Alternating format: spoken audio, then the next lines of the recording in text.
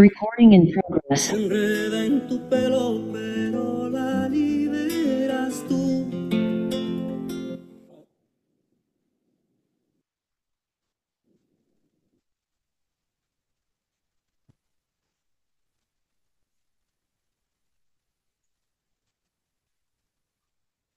Buenas tardes, ¿me escucho bien? Sí, Perfecto. Eh, Buenas tardes a todos, bienvenidos, docentes en formación, maestros que nos acompañan. Es un honor para mí estar aquí acompañando a este cuerpo académico en la moderación de la conferencia de la doctora Cecilia. La doctora Cecilia Rodarte Acevedo es una docente de tiempo completo en el Instituto de Estudios Superiores de Educación Normal General Lázaro Cárdenas del Río, donde se desempeña como catedrática de la licenciatura en Inclusión Educativa y asesora de titulación. Forma parte del cuerpo académico en formación, procesos didácticos de aprendizaje y cuenta con una formación inicial como licenciada en Educación Especial. Es maestra en Educación Infantil y actualmente doctorante de Ciencias para el Aprendizaje. Desde el 2024 ella posee el perfil PRODEP y ha participado en equipos de diseño curricular de la licenciatura en inclusión educativa dentro de los planes y programas de estudio de la nueva Escuela Mexicana 2022, contribuyendo en los ámbitos nacionales, estatal e institucional, y su trabajo académico se centra en la inclusión, la innovación y la mejora de la formación inicial docente. La conferencia de hoy se titula El papel del docente para la inclusión educativa. El rol del profesor en la inclusión escolar es multifacético, abarcando desde la adaptación de los contenidos hasta la promoción de valores fundamentales como el respeto y la equidad. La inclusión no es solo una cuestión de acceso a la educación, sino también de calidad educativa, donde cada estudiante, independientemente de sus características, puede desarrollarse al máximo de su potencial.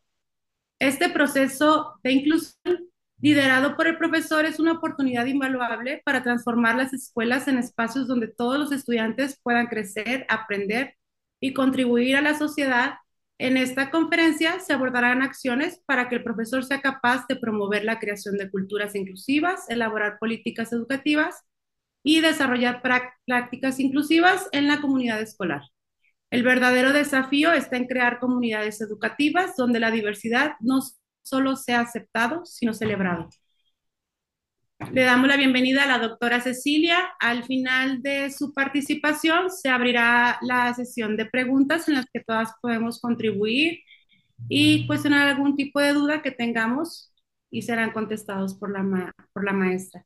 Bienvenida, maestra Cecilia Rodarte, una maestra muy querida aquí en el YESEN y en inclusión, sobre todo, reconocida todos los años. Eh, Pasamos con su participación. muchas gracias, maestra Natalia. Bueno, pues para mí es un gusto tener en este espacio para poder compartir un poco de lo que la vida y la profesión me ha llevado a ir aprendiendo. Un gusto poder estar aquí de la mano con los docentes del cuerpo académico, la doctora Dora, la doctora Mónica, el doctor Giver, el maestro Humberto, también algunos otros colegas que nos acompañan, estudiantes del IESEN, personas externas que se dieron la oportunidad de estar aquí un ratito en este día. Bueno, me voy a permitir compartir, me dicen si se ve porque ahorita como que no veía muy bien. ¿Sí se alcanza a ver? Sí, Sí, sí, ok, sí, sí se muy ve. bien, muchas gracias. Bueno, pues bien lo comentaba la maestra Natalia, el día de hoy vengo a platicarles un poco sobre el papel del docente para la inclusión educativa. Voy a tratar de abordar estos temas principales sobre lo que es la inclusión y nosotros como docentes, cómo podemos propiciarla dentro de las escuelas de educación básica y incluso también en niveles superiores. El tema de inclusión es un tema muy amplio, muy rico, que en estos últimos días ha tomado gran auge. Entonces, yo espero que con esta charla ustedes se lleven pues una empapadita, ¿verdad? De todo este gran tema que les cause esta curiosidad por seguir aprendiendo más, seguir empapándose de todo este nuevo modelo de educación inclusiva, eh, que ahorita, pues como docentes, estamos obligados, ¿verdad? No lo podemos dejar, no podemos hacernos a un lado en dar esta respuesta educativa a todos y todas las niñas, sin importar alguna condición, sin importar sus características. Muy bien, bueno, pues vamos a empezar.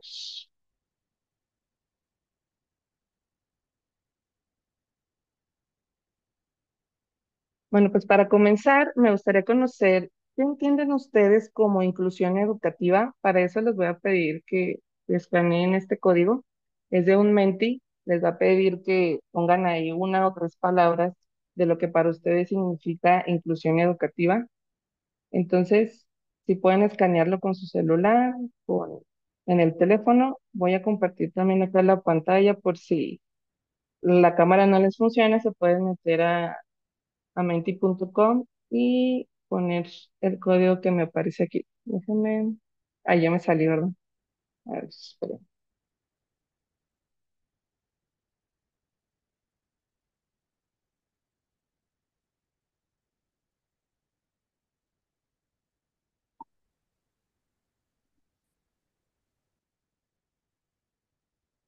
Muy bien, ya tenemos ahí algunas palabras. Sí, tenemos equidad, empatía, acceso a todos y a todas, consideración, comprensión, apoyo, adaptación.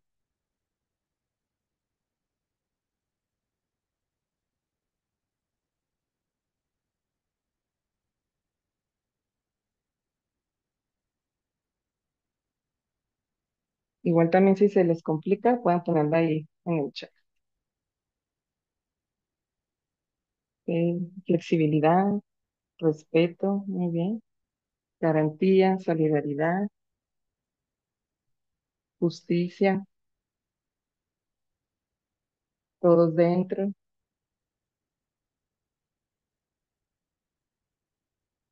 igualdad, muy bien.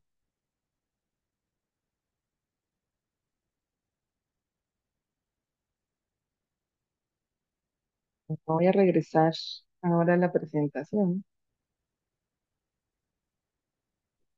Veo que todos tenemos esta noción de lo que es incluir. Bien.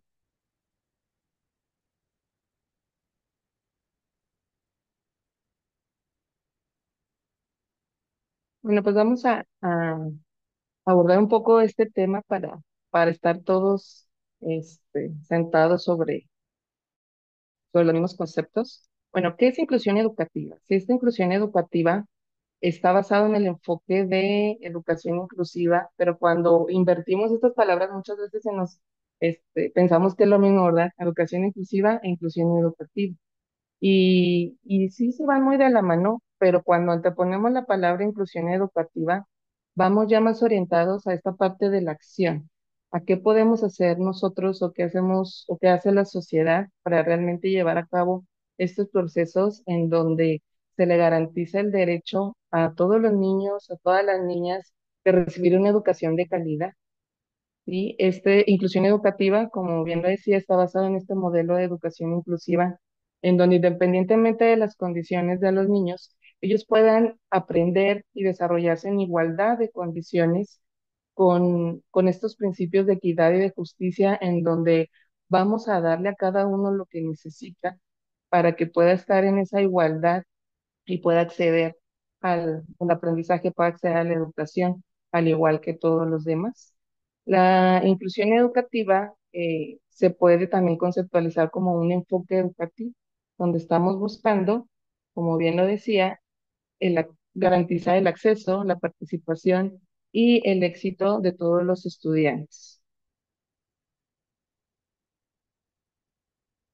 Cuando hablamos de inclusión, generalmente lo hemos estado orientando a este aspecto de la educación especial.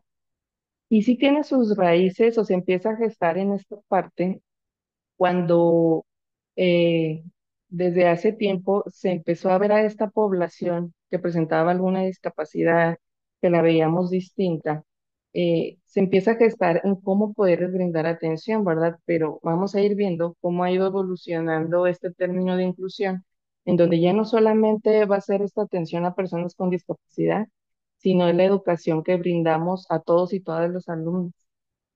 Tenemos en los modelos de atención hacia la discapacidad varias, como que varios puntos en la historia, que fueron ejes o que fueron determinantes en esta evolución de cómo ha sido la atención a grupos vulnerables.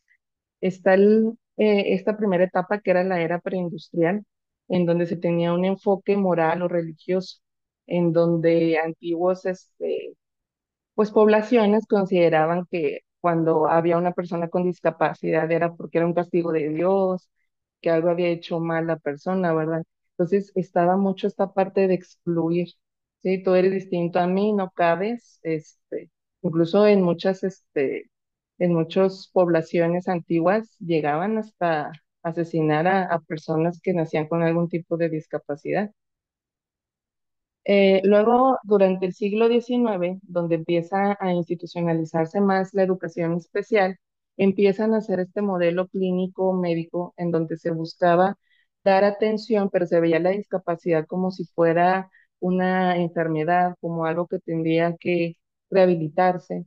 Entonces, empieza a haber ya esta preocupación por crear estas escuelas que pudieran dar atención especializada a personas con discapacidad, pero continuaba esta segregación, ¿verdad?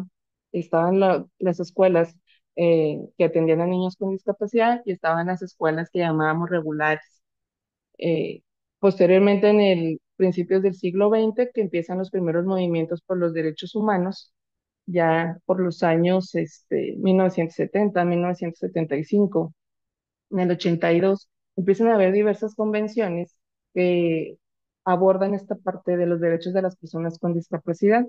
Y en el 82 es donde surge este modelo social de la discapacidad, donde se reconoce que la discapacidad surge en la medida en que los contextos no le brinden los apoyos necesarios a una persona para que pueda superarse, para que pueda ser educada. Entonces, en este modelo social se quita de vista que el sujeto, el niño, es el culpable y empieza a ver cómo la sociedad está ofreciendo estos apoyos que les permitan a ellos eh, incluirse dentro de esta sociedad. Pero todavía aquí durante estos años, no se da por completo lo que es la inclusión, sino que llega un modelo que le llamamos de integración educativa, donde, bueno, sí estoy aceptando que que yo como sociedad tengo que darte los apoyos, ya vente acá a la escuela junto conmigo, pero sigue habiendo esta parte en donde, bueno, estás aquí en mi aula, pero tú ahí en esquinita, ¿verdad? Porque a lo mejor no sabes leer, no sabes escribir, entonces pues tú mejor quédate ahí en el rinconcito, quédate en el salón de apoyo y yo acá mientras trabajo con los demás. Entonces, este modelo de integración rompe muchas barreras, pero todavía no da respuesta educativa a este grupo de personas que eran distintas o que consideraban diferentes, ¿verdad? A los demás. Surge también aquí en este modelo de integración el concepto de necesidades educativas especiales. Y bueno, a partir de la Declaración de Salamanca es donde se empieza ya a ver más de cómo podemos invitar a las personas con alguna discapacidad, con alguna condición, a ingresar a las escuelas. Pero ya a partir del siglo XXI, en la Convención del 2006 sobre los derechos de las personas con discapacidad, empieza a entrar fuerte esta idea, este modelo de educación inclusiva y se transforma completamente el paradigma que se tenía respecto a la educación. En esta parte ya vemos la importancia de garantizar que todos los niños, sin importar condición, ya no nada más sin condiciones o características, ya no nada más se va a centrar en niños con discapacidad, se va a centrar en reconocer las características de todos, ¿verdad? Ya sea cuestiones de género, cuestiones de etnia, cuestiones de nivel socioeconómico. Entonces, deja de verse esta parte en empezar a etiquetar, sino que se reconoce que todos somos distintos y que todos tenemos las mismas potencialidades. Entonces, en este modelo de inclusión se busca dar cabida a todo el alumnado sin importar características y respetando precisamente estas diferencias que nos hacen únicos.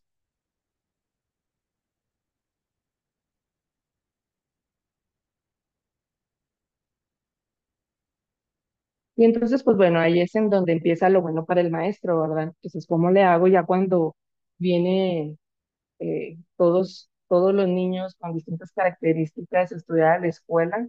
¿Cuál va a ser ahora mi papel? Y entonces aquí como maestros, pues nos convertimos en esos actores clave para garantizar que los niños realmente puedan tener este derecho a la educación, que sean respetados. Entonces, de esto va, es lo que voy a tratar de compartirles más. ¿Qué podemos hacer como maestros para lograr que se lleve a cabo esta inclusión educativa dentro de las escuelas? Como lo platicaba, la inclusión educativa se desprende de este modelo de educación inclusiva, en donde vamos a buscar que niños, niñas y adolescentes tengan este acceso equitativo y continuo al aprendizaje. Pues, ¿cómo lo vamos a hacer? Pues, primeramente tendremos que estar identificando estas barreras que están obstaculizando el aprendizaje y la participación de todos los niños y buscar la manera de minimizarlas y, de ser posible, eliminarlas. Me doy un poquito más. Esta parte de la inclusión, pues conlleva mucho trabajo, ¿verdad? No nada más de los maestros, conlleva mucho trabajo desde las autoridades educativas en esta creación de políticas educativas, del diseño de marcos curriculares. Es muy importante que los marcos curriculares de todas las escuelas sean currículos inclusivos, en donde todos los estudiantes puedan participar activamente, en donde se les tome en cuenta.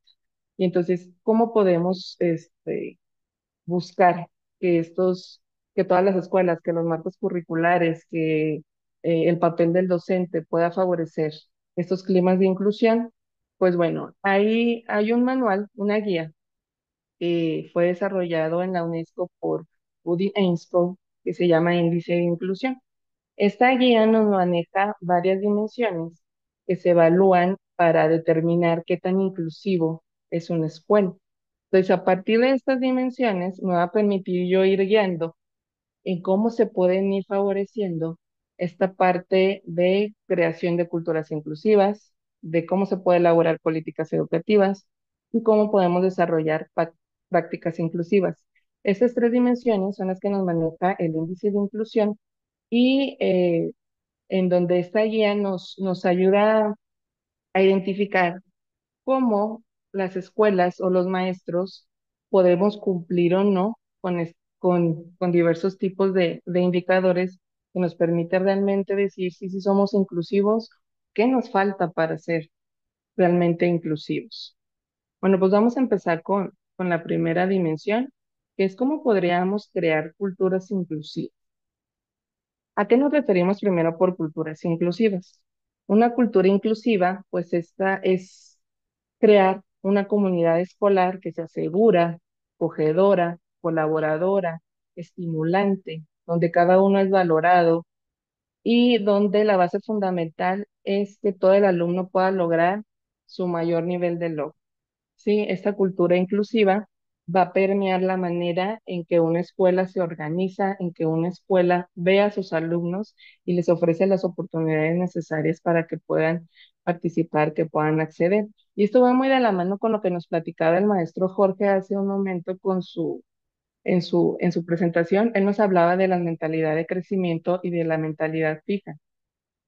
Y esto es muy importante porque la manera en que nosotros vemos las cosas va a determinar cómo nosotros vemos a nuestros alumnos.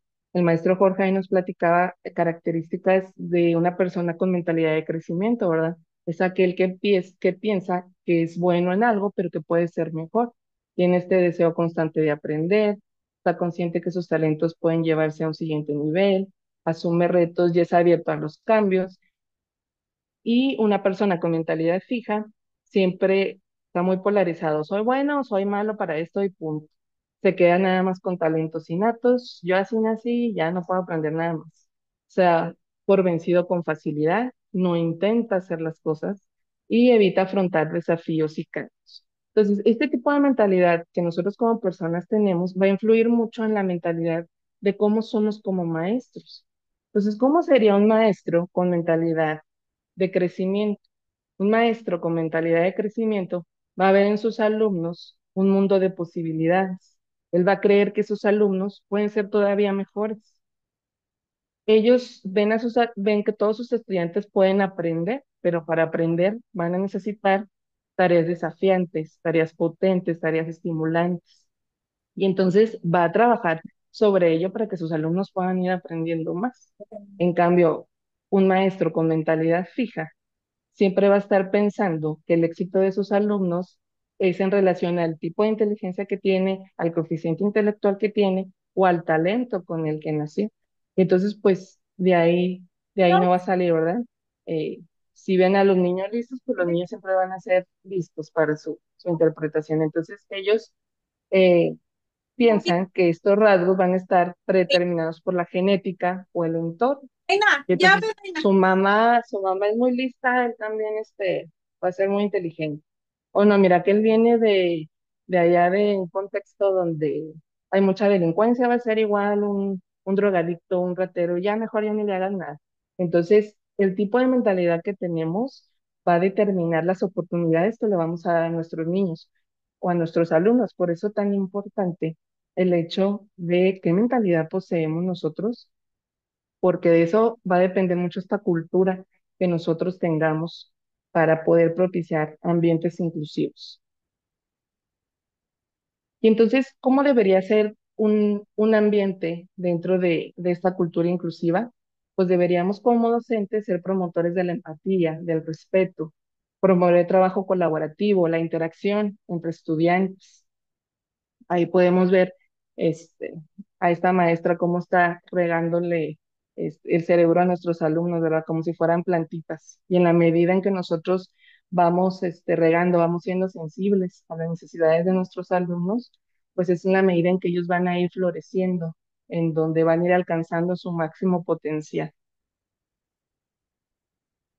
Yo les quiero presentar aquí algunas imágenes. El año pasado tuve la oportunidad de acompañar a varios estudiantes durante sus prácticas profesionales. Entonces, una de ellas, y me gustó, bueno, dos de ellas les voy a presentar todo el trabajo que hicieron.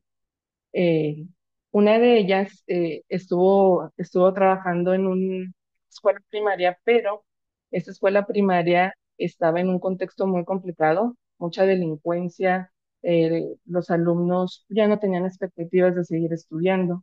Entonces ella le da mucha tristeza cómo los niños tienen este tipo pues de mentalidad lo veíamos esta parte fija, ¿verdad? En donde ellos ya no tienen aspiraciones de ser más porque su contexto así es. Entonces, con el fin de atender esta parte de la motivación, sí, ella puso en práctica diversos proyectos dentro de dentro de aulas ordinarias. Las experiencias que les estoy platicando son de alumnas que estudian inclusión educativa en la normal. Entonces, como sabemos, inclusión educativa normalmente ha sido como que caracterizada en esta parte de las maestras de apoyo. Las maestras de apoyo trabajan en su salón, en un rinconcito, van por los niños, trabajan ahí y los regresan. Pero no, ahora con el modelo de educación inclusiva se aboga precisamente por esta parte en donde el trabajo es dentro de las aulas, ¿verdad? Que los niños, su salón o su lugar es allá con todos sus compañeros, no tiene nada que estar haciendo acá segregado. Entonces, bueno, ellos estuvieron trabajando dentro de las aulas regulares o aulas ordinarias, como les llamamos, con muchos tipos de proyectos, mucho tipo de actividades. Entonces, a mí me encantó mucho el trabajo que ella realiza para propiciar la motivación en los alumnos. Entonces, ¿ella qué hace? Ella hace proyectos científicos en donde los alumnos, pues, poco a poco van involucrándose, en diversas actividades en donde les emociona, ir participando, les emociona continuar asistiendo a la escuela para poder ir desarrollándose más, porque se dan cuenta que pueden aprender, ¿verdad? Aquí tenemos, por ejemplo, actividades en donde ella involucraba tanto cuestiones digitales como muchas cuestiones de juego, muchas cuestiones de trabajo colaborativo. Acá, por ejemplo, tenemos abajo un juego de 100 mexicanos dijeron. Entonces, esta parte en donde, bueno, previo a este ya había hecho un diagnóstico, ¿verdad? Entonces, en esta parte en donde ella toma en cuenta sus intereses, toma en cuenta las características del alumnado, y a partir de ello diseña todo este tipo de actividades que toma en cuenta los gustos de los niños, que toma en cuenta esta parte que ellos entiendan la relevancia de para qué les sirve lo que está aprendiendo. Y entonces al final ella tiene muy buenos resultados porque todo lo que trabaja lo logra mucho relacionar a su vida cotidiana, incluso también abarca cuestión de elaboración de diarios de clase, cuestión de hacer investigaciones, ¿verdad? Que a pesar de que vemos que son contextos no tan favorecedores, pues hace uso de lo que está a su alcance para que los niños puedan sentir esta emoción, puedan sentir este involucramiento más hacia las actividades. Vemos también cómo un mismo tema lo aborda desde diferentes perspectivas. Y vemos cuestiones de ver el material en videos, en donde ellos mismos vivencian esto, por ejemplo, aquí en el movimiento de rotación, donde ellos mismos hacen este movimiento de rotación con sus cuerpos, donde también lo plasman dentro de su libreta. Vemos cómo hace uso de galletas, ¿verdad? Para ver esta parte de los eclipses. O sea, es esta parte en donde tú como maestro te preocupas porque a los niños disfruten, porque los niños se sientan a gusto, se sientan parte de, y vemos cómo el crear este tipo de culturas en donde todos pueden participar, porque en este grupo había niños que pertenecían al servicio de USAER con diversas características y sin distinción, todos podían estar participando en las mismas actividades. ¿Por qué? Porque eran actividades diferentes, accesibles para todos y que les permitían a ellos involucrarse. Entonces vemos que las actividades que realiza no solamente impactan a lo mejor en este grupo de alumnos que presentaban alguna condición de discapacidad, sino que realmente impactan hacia todo el grupo, ¿verdad? Cuando todo el grupo colabora, cuando todo el grupo participa en las actividades, vemos realmente estos cambios en donde nos damos cuenta que todos pueden acceder al conocimiento sin distinción. Otra parte importante también que vemos es el trabajo que ellos hacen en colaboración con los docentes de aula regular. Esta parte es muy importante porque veíamos que en las culturas inclusivas tenemos que tener estas partes de la colaboración. Y entonces, en la medida en que nosotros colaboremos con otros agentes, es en la medida en que estas culturas van a irse impregnando en las escuelas.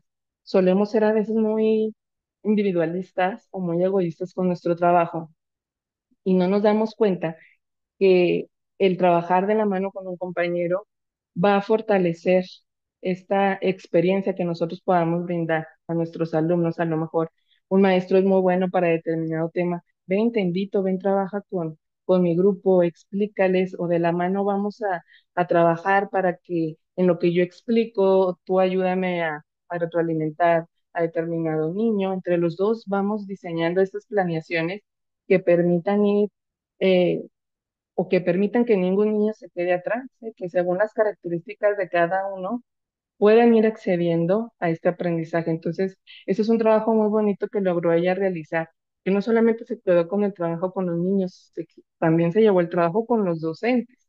Entonces, es realmente cuando empieza a cambiar este chip en donde somos una comunidad, todos podemos ayudarnos, todos aprendemos de todo y juntos el trabajo se hace mejor y juntos podemos ir cambiando las culturas que hay dentro de las escuelas. Y ella es mi alumna recién egresada. No sé si ande por aquí. Si ande por aquí, saludos, Fabiola. Ahí sí la ven. Muy bien. Bueno, y Aquí estoy. ahora, Gracias. muy bien, Fabiola. Ya luego terminando esto, si le quieren preguntar algo de su experiencia, nos puede ampliar más. Pues bueno, continuando con esta parte de cómo podemos nosotros como maestros propiciar ahora esta parte de las políticas inclusivas. Eh, las políticas educativas, pues sabemos que se gestan mayormente en los niveles altos en cuestión de los gobiernos, ¿verdad? Es cómo diseñan estos marcos curriculares, políticas que van acompañándolas. Pero si llega un momento en que a pesar de que tenemos este marco curricular común, nosotros como escuela podemos tomar o traducir estas políticas y convertirlas en acciones específicas para poder atender las necesidades del alumnado. ¿Y cómo, cuáles son unos de estos elementos que acompañan a las políticas educativas? Pues el favorecer la accesibilidad. ¿Qué es la accesibilidad? Es esta condición que tienen los entornos, productos o servicios que permiten que sean comprensibles, utilizables, practicables por todos los ciudadanos. Entonces, nosotros como escuelas y como maestros tendríamos que asegurar la accesibilidad de nuestros entornos, la accesibilidad de nuestros currículos a las características de nuestros alumnos. Entonces, ¿cómo podemos realizar esta parte? En la cuestión de crear entornos inclusivos, han surgido estos modelos o estos diseños que nos van guiando, nos van dando luz en cómo poder hacer que nuestras escuelas sean cada vez más accesibles a las características de todo el alumnado. Sabemos que puede ser complicado porque a lo mejor esta parte de infraestructura, muchas de las ocasiones, pues no está en nuestras manos, ¿verdad? Pero sí, podríamos estar aprovechando cuando existen estos programas de recursos federales, eh, cuando hay sociedad de padres bien organizadas que pueden ir gestando este tipo de proyectos, en ir tomando en cuenta elementos de lo que sería el diseño universal. Hay 7 principios del diseño universal que nos guían en cómo podemos lograr hacer nuestro entorno más accesible, tanto físicamente, como en cuestión de comunicación, de información. Pero para poder lograr esto, un elemento muy importante es poder nosotros identificar las barreras para el aprendizaje y la participación. Si nosotros queremos cambiar algo dentro de nuestras escuelas, pues es muy importante en primera instancia poder identificar qué es lo que está obstaculizando que el alumno pueda aprender y que pueda participar. Entonces, como todo, es importante partir del diagnóstico para conocer qué son estos obstáculos, qué son estas barreras y poder, con base a eso, diseñar estrategias que nos permitan poco a poco ir avanzando en ir modificando nuestras escuelas para que cada vez sean más accesibles.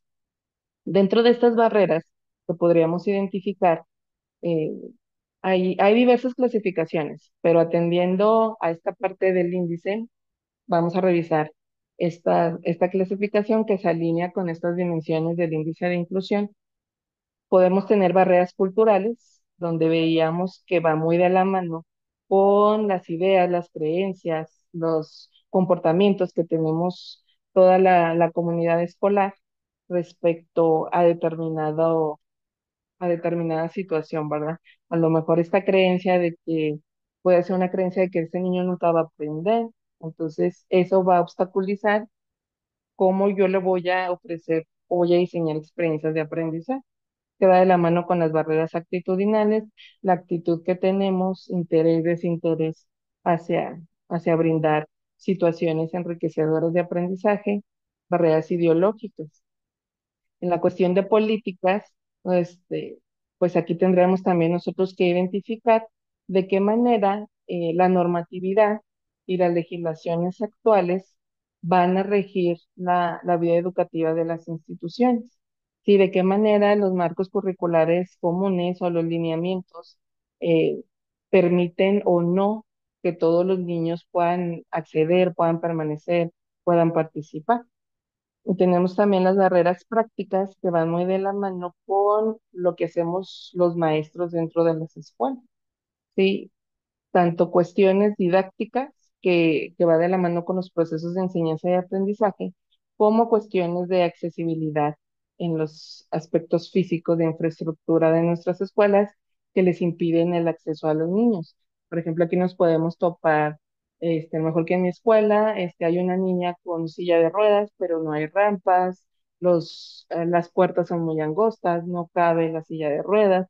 Entonces, todo esto va a ir mermando el tipo de atención que nosotros podemos brindar, pero por eso la importancia de primero identificar qué serían estas barreras que nuestros entornos están presentando para con base a ello poder trabajar en mejorarlas. Y bueno, siguiendo con esta parte de las políticas educativas, veíamos que sí hay un marco curricular común, ¿verdad? Que ahora en la nueva escuela mexicana le llamamos el programa sintético. Pero dentro de las escuelas, nosotros como maestros, y es algo que se me hace muy padre, que viene ahora en los consejos técnicos escolares y que se trabaja mucho ahora en el taller intensivo, es cómo a partir de este programa sintético, nosotros como maestros vamos a analizar, vamos a hacer esta lectura de la realidad de nuestro contexto socioeducativo, cómo nosotros vamos a identificar las características, las necesidades que tienen nuestros alumnos y a partir de eso, de este marco curricular común, vamos a tomar aquellos campos, aquellos procesos de desarrollo de aprendizaje que son prioritarios o son primordiales para trabajar dentro de nuestras escuelas. Entonces, esa es una labor que nosotros como docentes podemos aprovechar, podemos hacer para poco a poco ir cambiando o ir ajustando estas políticas educativas que hay de que, ok, tengo mis lineamientos, tengo mi programa nacional, pero conociendo a mi alumno, conociendo sus características, pues yo voy a hacer estos ajustes y voy a diseñar mi programa analítico.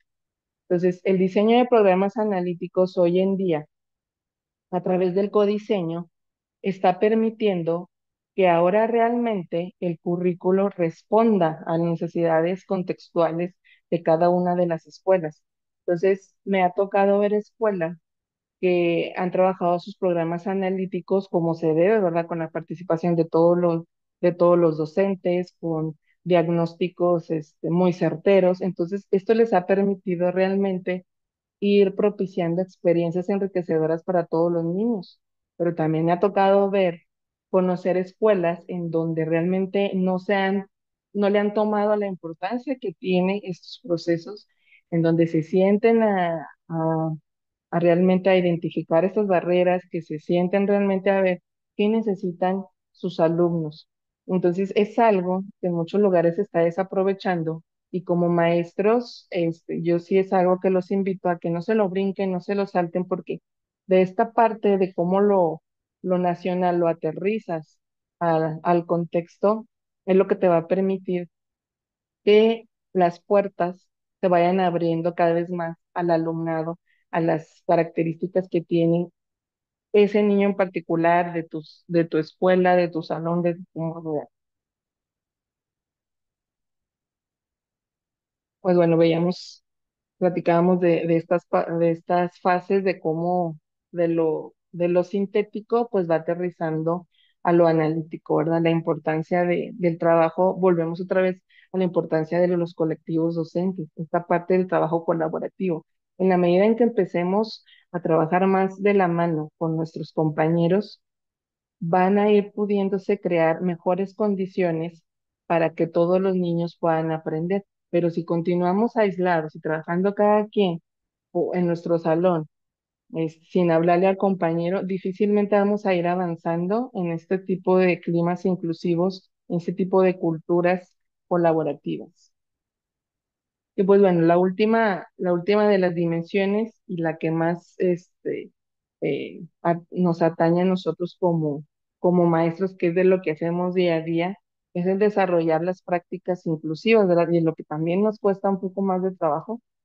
¿Por qué? Porque prácticas inclusivas, como maestros, nosotros tenemos que asegurarnos que las actividades en el aula, que actividades extraescolares promuevan la participación de todo el alumnado.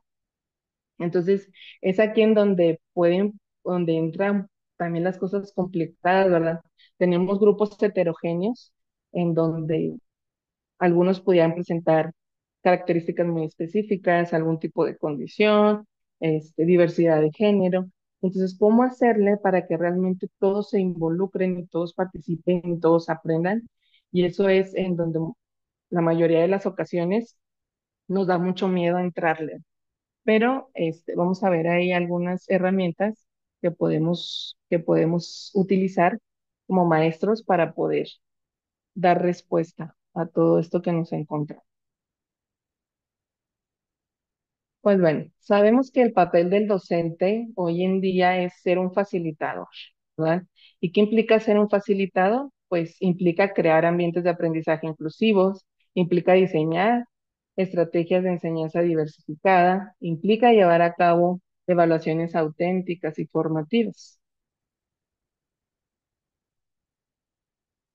Entonces, ¿cómo conceptualizaríamos un ambiente de aprendizaje inclusivo? Se dice que un ambiente de aprendizaje inclusivo es un entorno educativo físico, emocional, social y pedagógico.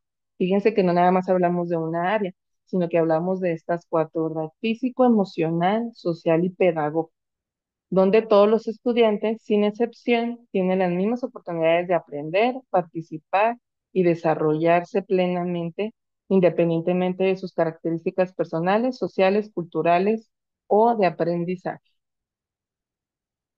Y entonces, ¿cuáles son estos componentes de un ambiente de aprendizaje inclusivo? Cuando hablamos de cómo deberíamos o qué deberíamos estar haciendo para diseñar estos ambientes inclusivos, pues hablamos de un lugar en donde haya accesibilidad física y digital, sí, en donde la infraestructura esté acorde a las características de todos los alumnos, donde pueda hacerse uso también de cuestiones tecnológicas, donde haya una diversidad de recursos y materiales, donde haya una flexibilidad en la enseñanza y la evaluación.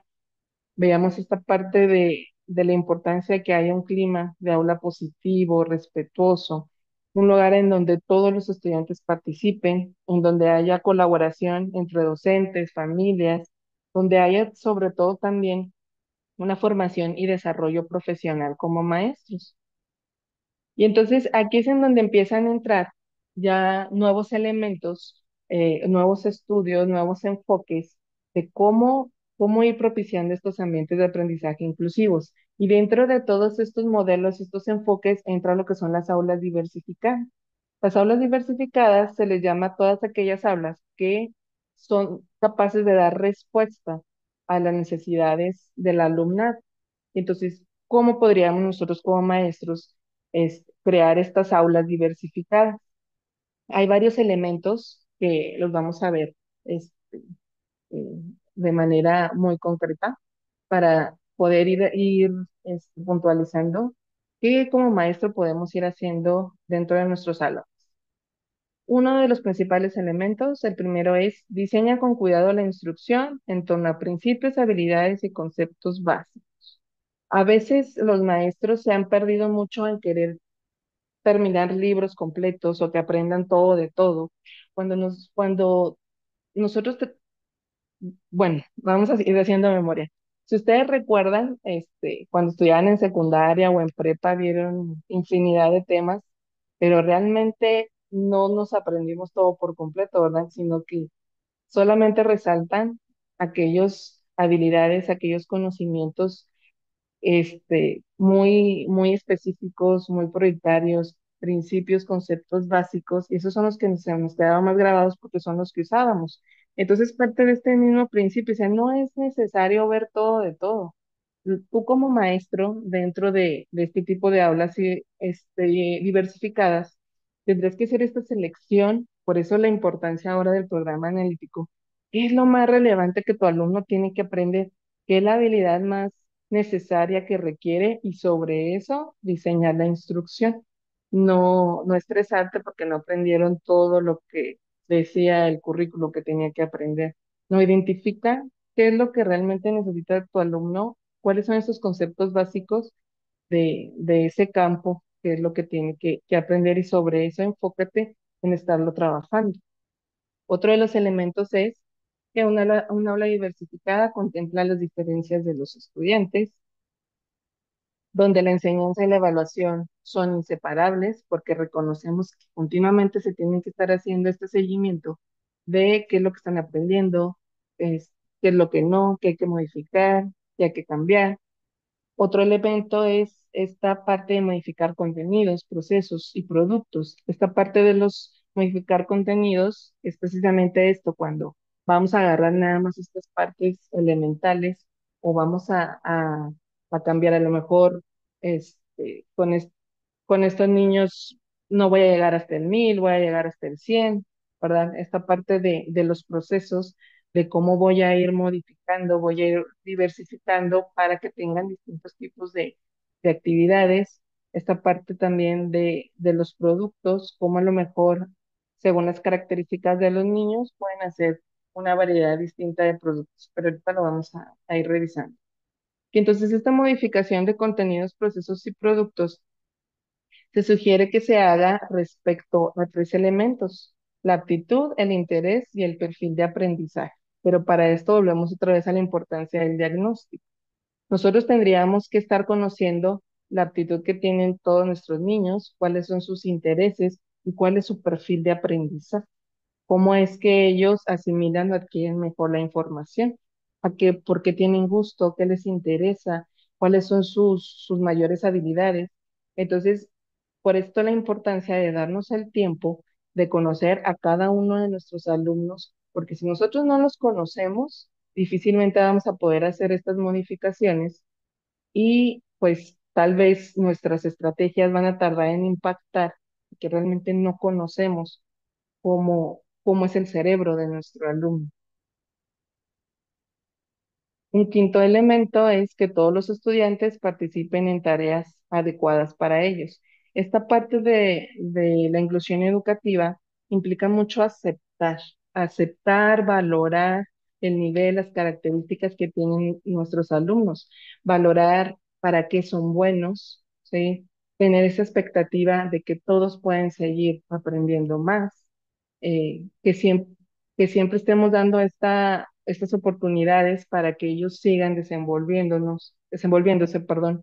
Y esto va de la mano con la oferta que nosotros hacemos para que todas las actividades que realicen puedan ser igual de interesantes, importantes e impliquen esfuerzos similares. Esto es algo muy importante. A veces es lo que les explico mucho a mis alumnos. A veces decimos, ay, pues qué chiste, este niño estamos trabajando un tema, entonces este niño no sabe leer, este niño sí, entonces con el que sabe leer, pues él va a leer todo un texto de 2 páginas, que sabe leer, y el que no, pues ni modo que le ponga a leer todo el texto, lo va a poner a leer una oración. Pero a veces pensamos, ay, pero qué chiste, ¿verdad? Si el otro se va a aventar todo el texto, ya es nada más un enunciado, no, pues no es no es parejo, pero lo que muchas veces no nos detenemos a pensar es que el nivel de esfuerzo cognitivo que le requiere al niño leer todo el texto es el mismo esfuerzo cognitivo que le requiere al otro niño de leer un solo enunciado. Entonces, por eso aquí viene la importancia de conocer los procesos de cada uno de nuestros niños. A lo mejor las tareas nosotros le veríamos como que diferentes niveles de complejidad, pero el nivel que les demanda es el mismo. Entonces tendríamos nosotros que estar cuidando, cómo nosotros vamos mediando esas experiencias para que cada actividad o cada situación de aprendizaje se acorde a las características cognitivas de nuestros niños, que sean de su interés, ¿verdad? Que puedan ellos asimilar la información de una manera adecuada a sus potencialidades. Otros elementos, pues, es que el profesor y los estudiantes colaboran en el aprendizaje, equilibran ritmos del grupo y del individuo, el profesor y los alumnos trabajan juntos con un método flexible. Y entonces, en esta parte de crear prácticas inclusivas, pues recapitulando, ¿qué necesitamos hacer o cómo nosotros como maestros podemos lograr un aula diversificada? Conociendo a la persona y al grupo para conocer su aptitud, su interés, su perfil. Posteriormente, aplicar estrategias de enseñanza diversificadas y evaluar el aprendizaje. Y entonces en esta parte del conocer nos va a permitir a nosotros realizar una personalización del aprendizaje. Cuando nosotros conocemos aptitudes, intereses, perfiles, luego somos capaces de hacer toda una descripción de nuestros alumnos. Esta es una herramienta que han estado utilizando los chicos de inclusión y entonces empiezan a hacer estas fichas por cada uno de sus alumnos. Es una propuesta de Renzulli que se le llama portafolio de talentos. Entonces, de cada uno de los alumnos hacen estas fichas en donde describen cuál es su aptitud, cuál es su interés, cuál es su preferencia de estilo, ¿sí? Entonces, con base a esto, ellos después pueden diseñar estas actividades donde se contemplan las características, las habilidades, los intereses de todos. Entonces, si ustedes quieren conocer más de este tema, les recomiendo el libro de Renzulli que habla sobre enriquecimiento del currículo. De hecho, esta es una propuesta que hacían para niños con aptitudes sobresalientes, pero vemos que ha tenido mucha funcionalidad en que estas fichas se puedan trabajar con todos los niños porque nos da mucho conocimiento de cada uno de nuestros alumnos y nos permite hacer este juego de cómo ir diseñando estas propuestas de aprendizaje. Y entonces ya en esta parte de la segunda fase de cómo podemos diseñar estrategias diversificadas, empiezan a entrar algunos modelos, enfoques, estrategias que también les llaman. Y el más fuerte que se está revisando hoy en día es el DUA, el Diseño Universal para el Aprendizaje. El DUA parte de tres principios. Si el DUA tiene sus bases en las neurociencias, ahorita nos platicaba mucho el doctor Jorge cómo va funcionando nuestro cerebro, cómo según las experiencias que tenemos podremos estar produciendo este tipo de neurotransmisores, cómo los ambientes nos pueden estresar, nos pueden favorecer. Entonces, el DUA parte mucho de las neurociencias y a partir de estudios realizados detectan tres redes neuronales que están participando en el aprendizaje: la red afectiva, la red estratégica y la red de reconocimiento. Entonces, dentro de estas tres redes se detecta, o más bien se diseña, que la organización CAS diseña tres principios que te pueden ayudar para ir fortaleciendo estas tres redes. La primera es el principio de proporcionar múltiples medios de representación.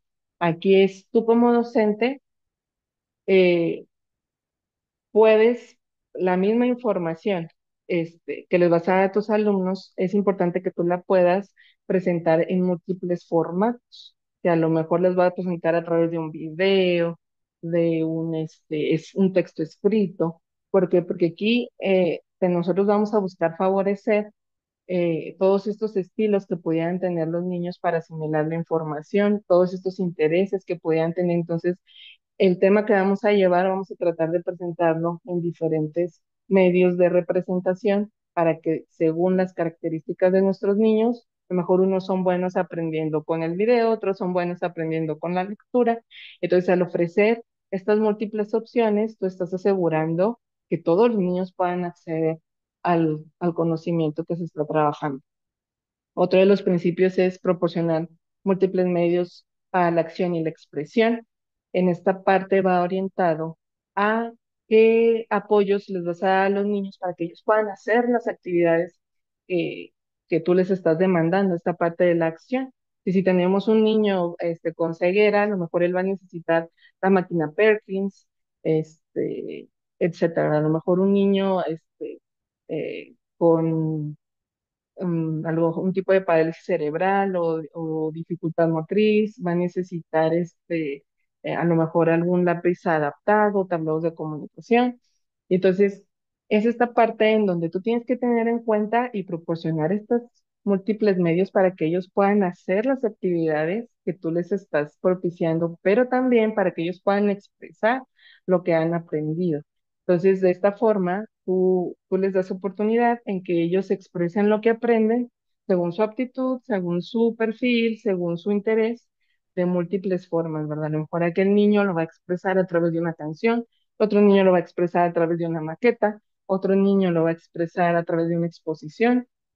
Aquí, aquí lo que importa es que como docentes tendremos que estar ofreciendo siempre estas múltiples variedades para que los niños puedan escoger lo que más les gusta, para lo que mejor son buenos, para lo que más se les facilita.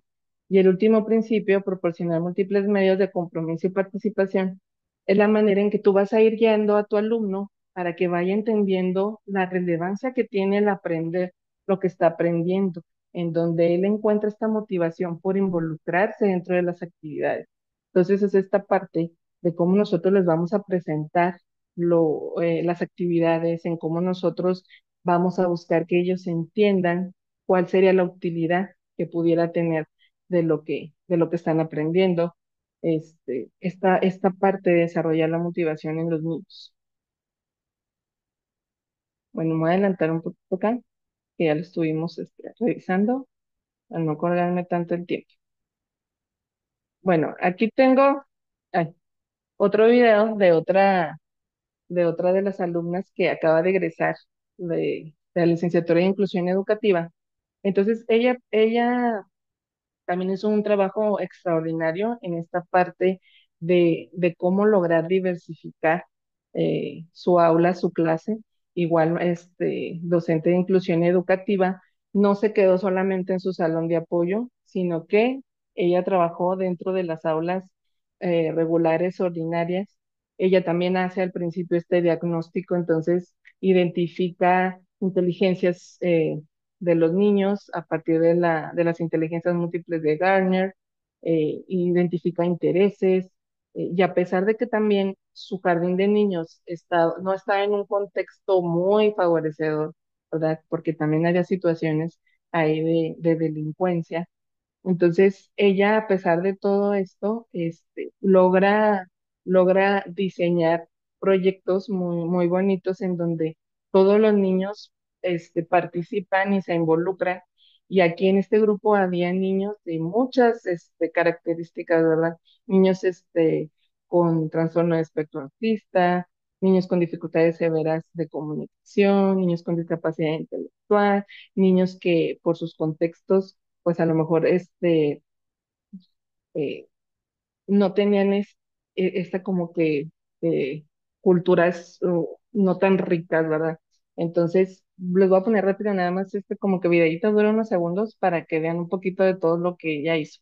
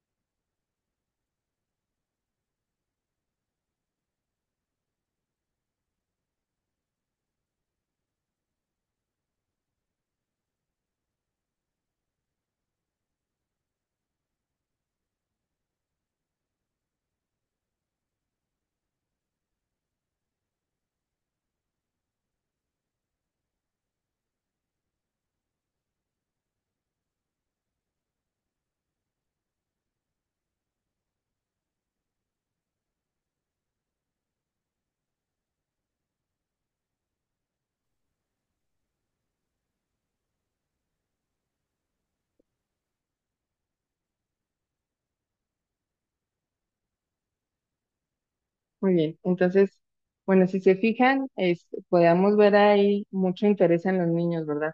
Que todos estaban con esta expectativa, hizo proyectos de huerto, un proyecto de artesanías.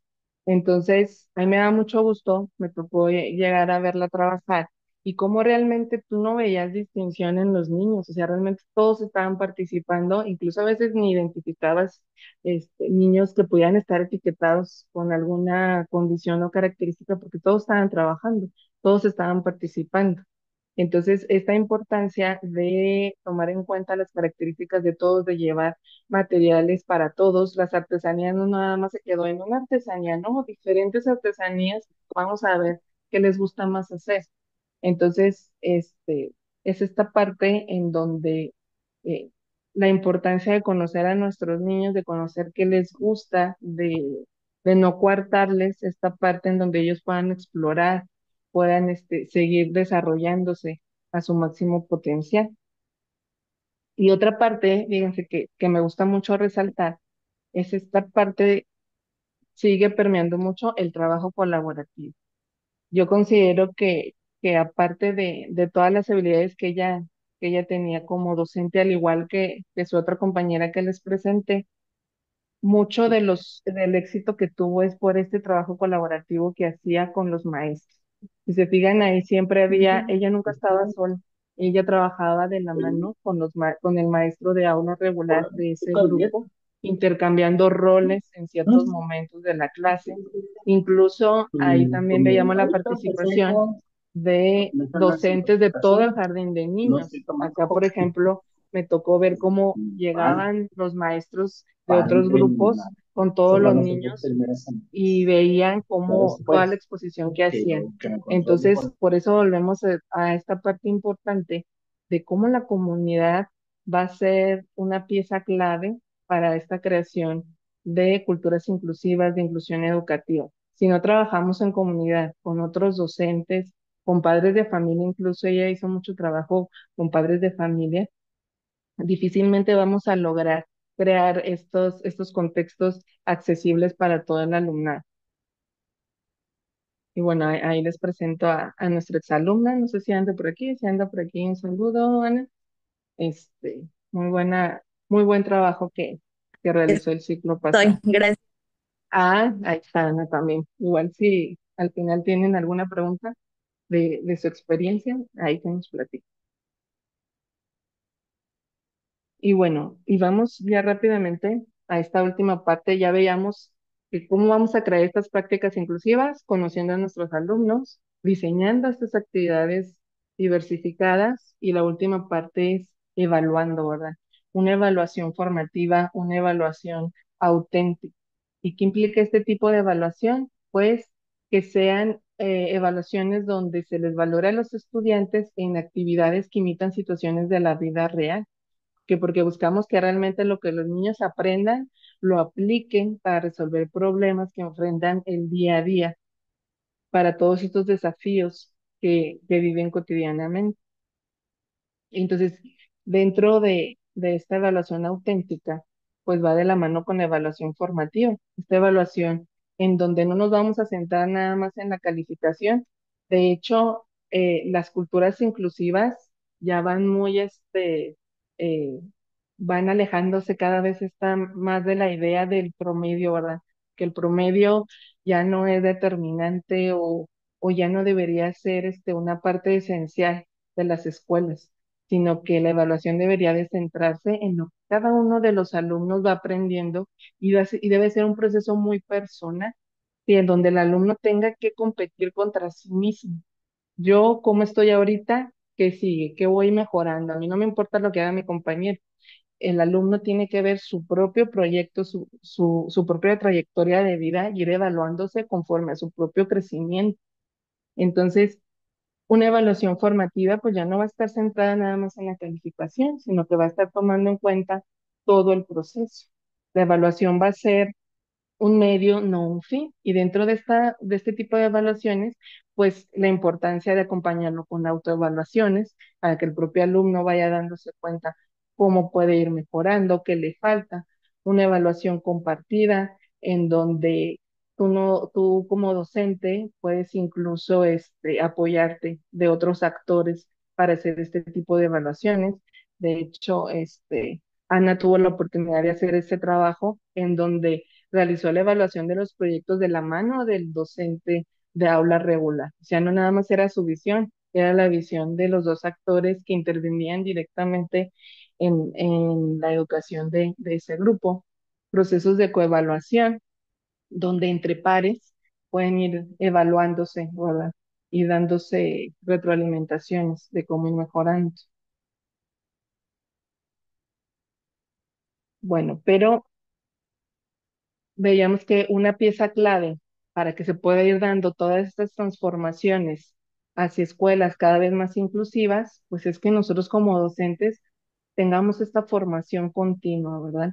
Para que nosotros podamos desempeñar adecuadamente este rol, tenemos que ir poco a poco empapándonos más de temas relacionados a diversidad, adaptaciones curriculares, ajustes razonables, estrategias de inclusión, cómo nosotros podemos ir desarrollando competencias emocionales, comunicativas, de gestión del aula. Entonces, es esta parte de qué tipo de mentalidad de maestro quieres tener. ¿Vas a tener esta mentalidad de crecimiento donde ves oportunidades, donde siempre buscas aprender, o te vas a quedar con esta mentalidad fija en donde con lo que sé y ya no me importa aprender más? Entonces, esa es una pieza clave para que pueda irse transformando la educación, que nosotros como maestros continuamente vayamos formándonos, vayamos actualizando. Y entonces sabemos que hay muchos desafíos, sí, la inclusión es un proceso complejo. ¿Por qué? Porque veíamos, hay falta de recursos y apoyos institucionales. La mayoría de las ocasiones, muchas de las limitaciones son estas actitudes y creencias limitantes que tenemos los mismos maestros. Hay mucha sobrecarga de trabajo, también eso es cierto. Hay grupos muy numerosos. Entonces, todo eso complica la labor del docente, pero no la hace imposible, ¿verdad? Con pequeños ajustes, con pequeños cambios que vayamos realizando poco a poco, la dinámica, el clima que se viva en las escuelas se va a ir modificando. Bueno, me voy a pasar a esta parte ya para ir concluyendo. Y entonces, ¿cuál sería el rol del maestro? ¿Cuál sería nuestro papel entonces dentro de la inclusión educativa? ¿Qué tendríamos que estar haciendo para poder ir propiciando estos climas en las escuelas de accesibilidad, en donde todos los niños y niñas tengan derecho a educarse, donde se construyan ambientes equitativos, justos? Pues bueno, nuestro papel debería ser el tener esta capacidad de ser un agente de cambio, ¿verdad? Conceptualizar, entender o creérnosla, que nosotros como docentes podemos ser agentes de cambio, podemos modificar esta cultura en donde al niño, si en su clase siempre le decían que no puedes, que eres burro, que eres tonto, nosotros cambiar esta mentalidad en los niños de que claro que puedes aprender, claro que puedes ser mejor, en donde nosotros vayamos permeando estas políticas educativas y vayamos traduciéndolas en acciones concretas en nuestras escuelas, donde se favorezca la accesibilidad, donde se favorezca la participación de todo el estudiantado, sobre todo tener una actitud positiva hacia la diversidad. eh, Reconocer que todos y todas somos distintos, pero eso es lo que nos hace ricos, ¿verdad? Favorecer que cada estudiante, independientemente de sus características, pueda desarrollarse al máximo de su potencial. Y eso es algo que me gusta de este nuevo modelo de la nueva escuela mexicana, que está centrado en capacidades, en donde se reconoce y se alienta a que cada uno de los niños desarrolle su máximo potencial, su máxima capacidad y sobre todo crear comunidades educativas donde la diversidad no sea solo aceptada, sino celebrada. Si nosotros aprendemos a encontrar esta riqueza en las diferencias que tenemos, podemos crear estas culturas en donde veíamos, uno nos apoyamos a otro porque yo puedo complementarte a ti, ¿verdad? Entonces, mi punto de vista me permite dar una opinión, pero cuando tú me regresas a otro punto de vista distinto, empiezan a crearse estos pensamientos críticos. Entonces, son son condiciones o características que nosotros como maestros, más que renegar o más que frustrarnos porque son muy distintos, es algo que deberíamos de aprovechar. Y pues bueno, me voy a despedir con esta frase que dice, garantizar una educación inclusiva y equitativa de calidad no es una opción, es un derecho.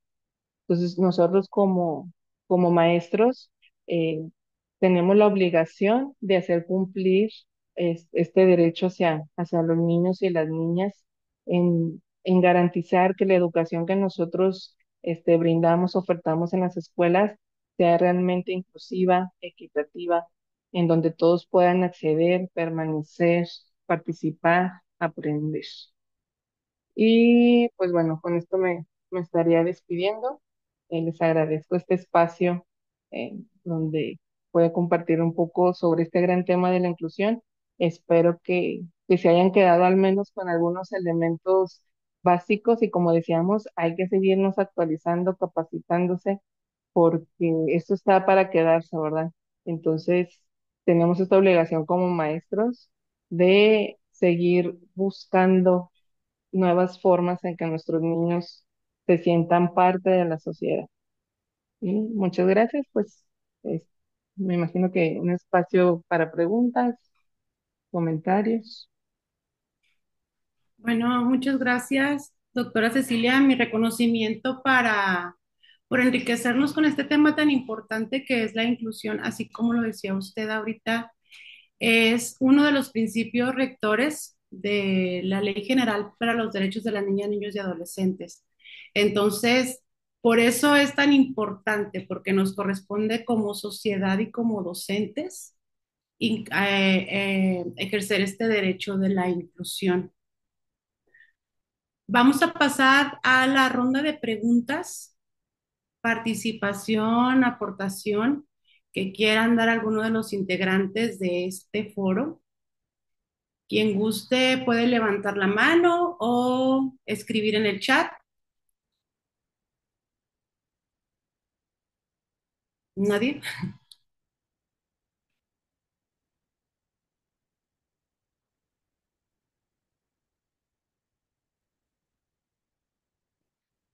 ¿Alguien que quiera hacer algún comentario sobre la inclusión, sobre lo que habló la Yo, doctora? yo, que al cabo no hay fila. Bueno, sí, ya hay fila. Me gustaría, no sé si una de las exalumnas quiera responder o tú, Ceci, me interesó esa diapositiva donde propones como una serie de ficheros para hacer todo este diagnóstico, un diagnóstico muy amplio en cuanto a los intereses, las necesidades, el estilo preferible de enseñanza o de aprendizaje de los alumnos. Ellas lo aplicaron, utilizaron ese o cómo atendieron esa diversidad. El video es muy ilustrativo en cuanto a que estaba muy rico todo lo que ellas hacían, diferentes entornos, el huerto, el acuario, todo lo que hacían es muy interesante y muy llamativo para los pequeños.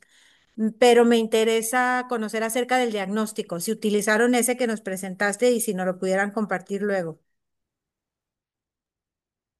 Sí, no sé si Ana o Fabiola quisieran platicar la experiencia de lo que representó aplicar este portafolio de talentos.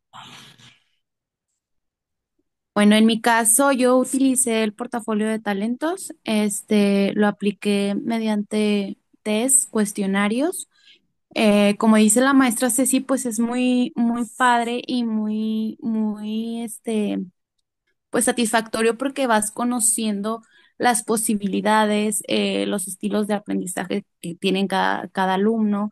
Te basas mucho en eso, en planificar y en tomar cuenta a la diversidad pues para ajustar sus intereses y que su interés y su aprendizaje tenga sentido, porque muchas veces nos vamos en que el alumno nada más, pues darle el contenido, que aprenda, eh, pues lo que nosotros creemos, pero nunca tomamos en cuenta pues su contexto, sus medios de interés y es padre darle ese valor significativo. Al menos a mí me sirvió muchísimo y pues lo aprendí de la maestra Ceci.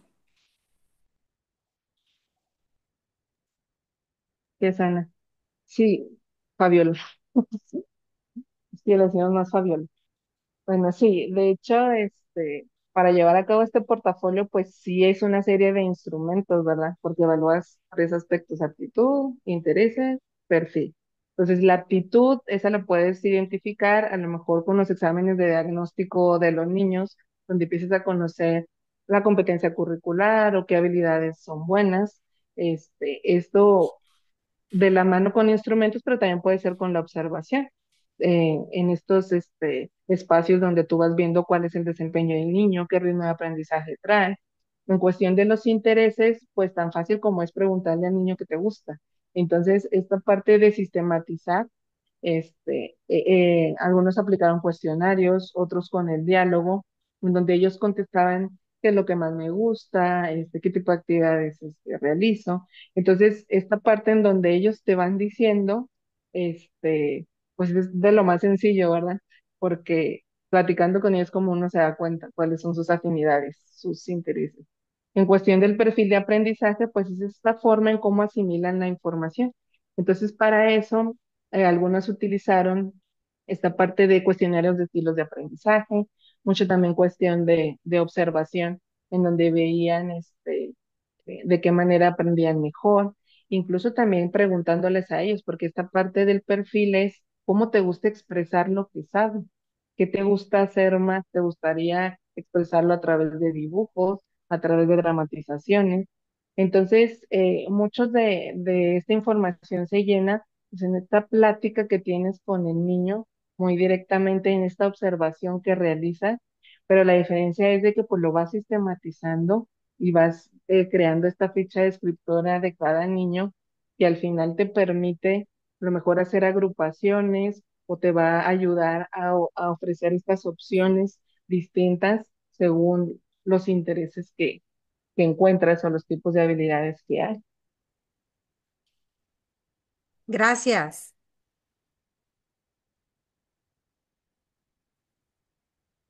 Ahora pasamos con Adrián. Hola, buenas tardes a todos. ¿Me escucho de casualidad? Perdón. Sí. Sí, Ok. Bueno, primero que nada, pues agradecer mucho pues esta conferencia porque muchas veces nos falta como que pues el volver a centrar nuestra idea de lo que es la inclusión educativa y cuáles son sus objetivos.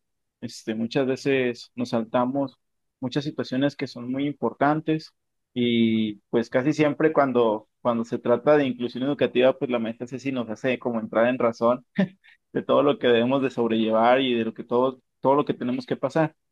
Me llamó mucho la atención la forma, como están sobrellevando el portafolio, la verdad, pues ahorita nosotros que lo estamos empezando, ahorita nosotros que estamos como que sentando las bases apenas, de lo teórico, no de lo práctico, para mí pues llega a ser complicado, ha sido muy complicado, la verdad. Primero desde que nos plantearon de que, era un portafolio para 20 alumnos, te sacas de onda, porque estás acostumbrado a que en el aula de educación especial, se trabaja con cierta cantidad de alumnos, con ciertas características, y es muy reducida, o sea, nada que ver un trabajo colaborativo entre alumnos de educación especial en el aula de especial a alumnos de escuela regular. Entonces, ya de principio llega a ser como complicado esa situación porque muchas veces nosotros como alumnos, o maestros de educación especial, o bueno, en este caso de inclusión educativa, llegamos a tener como que dificultades a la hora de la inmersión en el trabajo con los maestros de educación regular. Entonces, sí, hacer la mención a nuestros compañeros ahorita de que están aquí de educación regular, de secundaria, de primaria, que se acerquen con nosotros de inclusión educativa, que nos podemos facilitar el trabajo, que muchas veces es importante como que romper estos estereotipos que comentaba la maestra Ceci de la envidia de nuestro trabajo, de a lo mejor de la crítica constructiva hacia nuestro trabajo, entender que pues muchas veces es necesario el que nos digan cómo podemos mejorar, cómo podemos ser mejores para poder brindar una atención digna y buena a nuestros alumnos. Entonces, nada más era comentar como que esa situación para hacer hincapié y hacerlo notar más, porque pues sí es muy notorio muchas veces estas dificultades a la hora de acercarse hasta con nuestros mismos compañeros del YESEN, a la hora de trabajar una situación para abordar alumnos de que están en el registro de USAER. Entonces, pues hacer esa mención nada más, otra vez, le agradezco mucho, maestra Ceci, y pues nada, sería todo de mi parte. sí, gracias, Adrián. Y es precisamente esta parte en donde a veces como que queremos siempre ver qué maestro es mejor para cuál cosa y no, ¿verdad? Estamos hablando de climas inclusivos colaborativos donde los maestros estamos a la par, cada uno tiene distinta área de expertise, entonces tenemos que enriquecernos de eso y tenemos que trabajar de la mano, ¿verdad? Yo te aporto esto, tú qué me aportas, no el hecho de que a lo mejor el licenciado en inclusión educativa o de educación especial lo vayas a ver como que el que me va a venir a enseñar a mí o el de especial que se sienta más que el otro. No, estamos en el mismo nivel y este trabajo de inclusión requiere que entendamos ese rol, que entendamos que solamente vamos a avanzar si vamos de la mano. Entonces, esta parte de tomarse este tiempo al inicio para hacer diagnósticos nos va a ayudar para todo el resto del ciclo escolar en cómo podemos diseñar estos ambientes inclusivos, pero si no tenemos todo este trabajo previo, que a veces es muy tedioso, es muy tardado, pero es muy necesario si queremos realmente diseñar estas situaciones de aprendizaje. Ahora pasamos con la doctora Dora Villalobos, con su participación. Gracias. Ceci, entonces nosotros en un grupo de tercer semestre de matemáticas vamos a construir un perfil de aprendizaje. Ahorita que platicas, encuentro ese instrumento de talentos. Sí, portafolio de talentos. ¿Tú lo incluirías dentro de, lo incluirías dentro del perfil de aprendizaje o lo manejarías como otro instrumento? El perfil de aprendizaje forma parte del portafolio de talentos. Ah, Son tres áreas que se evalúan: la aptitud, esta habilidad, conocimientos que tiene el niño, el chico, el interés y el perfil de aprendizaje. Son esos tres elementos que forman todo el portafolio de los niños. Entonces, ah, sí, es parte de. va, ya lo entendí. Gracias, Ceci. Ujú. Muy bien, ahora seguimos con Denis Rodríguez, levantada la mano. Hola, maestra, buenas tardes. Sí me escucho, ¿verdad? Sí. Eh, Quisiera pedir más una recomendación porque yo estoy trabajando con adolescentes. Entonces no sé si sea muy viable llevar ese portafolio porque siento que mm, bueno, por decir los alumnos de preescolar tienen sus gustos más marcados. Eh, y los adolescentes un día les puede gustar una cosa y al día siguiente ya están cambiando porque quieren estar a la moda con lo que está en internet, con lo que está, o sea, con lo que está en tendencia. Entonces, no sé si sea viable llevarlo o sea, manejarlo con adolescentes o alguna recomendación que me pueda dar. Sí, mira, yo creo que sí te es muy funcional porque te digo, la parte del interés es solo un aspecto de todo el portafolio. Y a lo mejor lo del interés, pues tú con la observación que vas viendo que ahora les interesan otras cosas, pues puedes ir ahí ajustando. Pero el portafolio también abarca cuestiones de aptitudes, cuestiones de perfil, de aprendizaje, que eso difícilmente va a cambiar muy rápido de un mes a otro. Entonces, sí es un gran instrumento que yo sí lo sugiero para todos los niveles y para todo, porque te permite conocer a tu alumno y poder hacer esta personalización del aprendizaje con base a tu nivel que tienes, tus habilidades, a cómo asimilas mejor la información, a cómo te gusta más, qué tipo de actividades te gusta realizar más, cómo te gusta más expresar lo que sabes, estas áreas de interés, vas a poder diseñar tomando en cuenta todas estas características. Entonces, a lo mejor el gusto por algo sí puede cambiar, pero en general, todo la descripción de tu alumno, es muy difícil que se mueva en un ciclo escolar. Entonces, como parte diagnóstica, yo sí lo recomiendo para todos los niveles, que incluso en la licenciatura en inclusión educativa, los muchachos tienen oportunidad de practicar en preescolar, primaria y secundaria, y nos hemos dado cuenta que ha sido muy funcional en esos tres niveles. O sea, no se ha visto mucha complejidad y le han sacado mucho provecho, tus compañeros de la licenciatura. Ok, muchas gracias. Bueno, sería más bien también acercarme con alguno de mis compañeros de inclusión para que me pasen más recomendaciones o cómo lo manejaron. ¿Sí? O si no, ahí también, buscan. Ok, Ahí, gracias. estoy a la orden. Bueno, nos deja un comentario Gabo TS. Me gustó la forma en que reafirma la idea y el principio de que el docente hoy en la actualidad debe ejercer como un agente de cambio, no solo como un guía de aprendizaje de contenidos, sino un guía que nos enseña a ser más empáticos o, en mi punto de vista, más humanos. Así es. ¿Alguien más quiere participar de los que se encuentran presentes?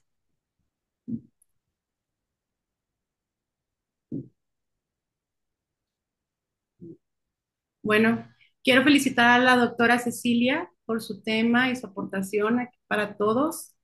eh, e invitarlos el día de mañana a la siguiente ciclo de conferencias, en donde también se siguen tocando temas importantes como la discriminación, el educar sin discriminar, mitiga y sesgos inconscientes por la doctora Dora Villalobos a partir de las 4 de la tarde. Y el liderazgo docente no es jerarquía, es influencia positiva por el doctor José René Tapia Martínez. Acá hasta aquí nos despedimos y nos vemos mañana. Muchas gracias.